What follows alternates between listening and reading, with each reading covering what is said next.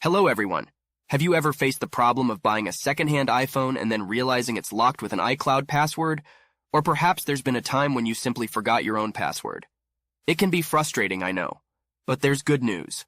In today's video, I'm going to guide you through a straightforward method to unlock your iPhone without any charges. You won't need any special tech skills for this. All you'll require is the IMEI number of your phone and your email address, so stay with me and let's solve this together.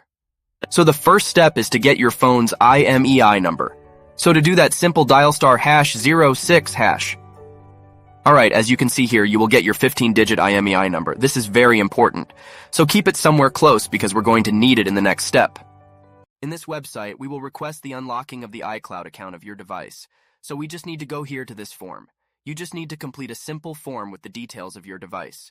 Your exactly iPhone model, IMEI number, and your personal email address, where you will receive the confirmation that your iCloud account was successfully unlocked.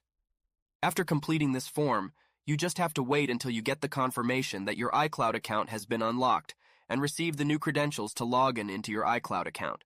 Sometimes it's super fast, sometimes it takes a couple of hours, so you have to be very patient. But once your unlocking form will be processed, you will get an email just like this.